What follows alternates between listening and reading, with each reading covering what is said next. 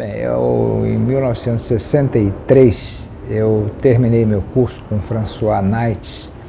Ele era um holandês, um engenheiro holandês, e eu tive a sorte, mais uma sorte, de conhecê-lo. Ele era um mecânico iótico holandês, um engenheiro, que veio para o Brasil pouco após a Segunda Guerra Mundial. Ele prezava uma coisa importantíssima, que era o conceito em física. Isso realmente é extremamente importante e eu me bati justamente por esse detalhe, conceito, porque o formalismo matemático, ele é um recurso que você tem para tratar problemas, mas o conceito eu percebi que pouca gente conhecia bem o conceito das coisas. A parte seguinte do meu trabalho no observatório se ligou a um dado novo, que foi o projeto da escolha de sítio para a instalação do Observatório Astrofísico Brasileiro. Por volta de 1968, 69, o Muniz Barreto, o diretor do observatório, e o Abraão de Moraes, que eram justamente o diretor do Observatório de São Paulo, do IAG, eles entenderam que era hora da gente criar os meios para se instalar um observatório astrofísico no Brasil. Isso significou o seguinte, que eles precisavam de formar um grupo de pesquisadores capazes de tocar o observatório para frente. Não adianta você ter um telescópio grande, como era a ideia de ter o telescópio de 1,60 m, que depois foi instalado em Brasópolis, se você não tem pessoal capacitado para operar o observatório. Então, o que aconteceu? O Muniz Barreto disse para mim assim: Jair, você vai dar um passeio no ITA. Eu tomei um susto, né? Porque já tinha vários anos que eu tinha terminado a faculdade, e você vai fazer o mestrado no ITA. Eu, depois do susto, me refiz e tomei coragem, e em 1969 eu parti para o mestrado. O meu orientador foi o professor Silvio Ferraz de Mello, e sorte grande, mais uma sorte, porque era um cara espetacular, dominava muito bem o que queria em termos de objetivar as coisas para formar um bom astrônomo e capaz de operar um telescópio do porte daquele, e eu junto com dois colegas e outros colegas que me chamam particularmente a atenção, Eduardo Janot Pacheco, que é um nome conhecido, e o Carlos Alberto Torres. Foram os dois que fizeram companhia e parceria nesses cursos lá de São José. Eu já tinha começado aqui no Rio a mexer com fotometria visual de estrelas duplas. E comecei a mexer também com ocultações de estrelas pela Lua. E quando eu fui para o ITA, um dos requisitos que eu fui obrigado a cumprir foram 120 horas de observações astronômicas. O ITA tinha um telescópio de 60 centímetros, homemade.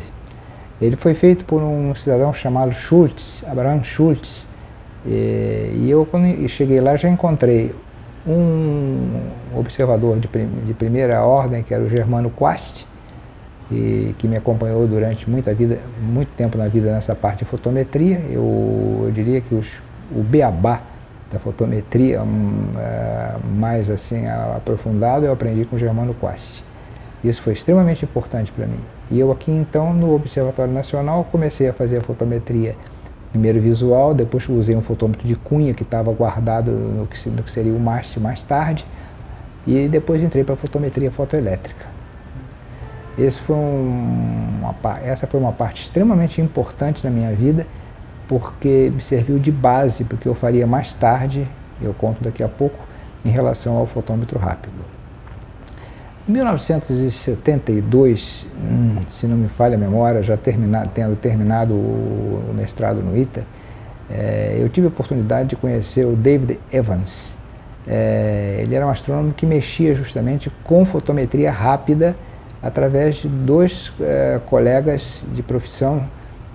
Um deles chamava-se Edward Nader e o outro Brian, não me recordo agora o sobrenome. Eles me foram extremamente úteis no contato, porque eles passaram algumas dicas que você não encontra normalmente nos livros. Aliás, um detalhe muito interessante, com o François aprendi também uma coisa, eu estou aqui para ensinar o que não está nos livros. Eu achei muito legal isso. Então essa ideia me norteou em relação a muita coisa que eu vim fazer em astronomia na parte de ensino, divulgação depois, ensinar o que não está nos livros.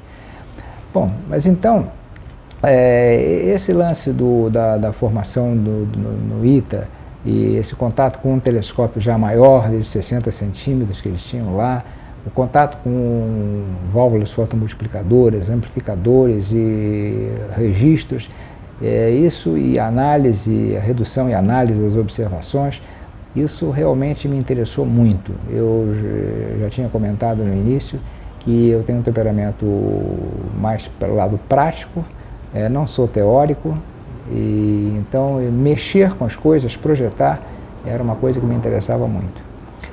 No Observatório Nacional, quando voltei em 1971 para 72, eu justamente pude colocar em prática as minhas ideias relativas à fotometria. Dei um avanço aqui e já em 1973 a gente observava um fenômeno interessante, que era os chamados fenômenos mútuos do satélite de Júpiter. E esse foi o primeiro registro feito aqui no observatório. Eu trabalhei coordenado com o Germano, que fez essas observações também em paralelo lá no ITA, e publicamos o primeiro trabalho sobre a fotometria das observações dos satélites de Júpiter quando se aproximavam e um passava diante do outro. Isso foi um passo para mim extremamente importante. Mas voltando a 72, o contato com Evans resultou no seguinte: fotômetros clássicos, mesmo fotoelétricos, eram muito limitados. E então o Nader, principalmente, que eu tinha citado agora há pouco, me passou umas ideias que eu, então, conversando com o Muniz Barreto, que me instava a querer, de qualquer forma, construir um fotômetro rápido, e eu, no início até eu refuguei, porque eu achava que era uma responsabilidade também muito grande e a gente não tinha recursos para fazer um fotômetro rápido aqui no Brasil. Acontece que o Muniz Barreto era um virador. Ele chegou na FINEP e conseguiu dinheiro para um projeto que a gente já tinha esboçado timidamente. Esse projeto tomou forma e em 1977 a gente já estava elaborando, construindo as partes do fotômetro rápido, que teria o seu início de trabalho efetivo em 1982.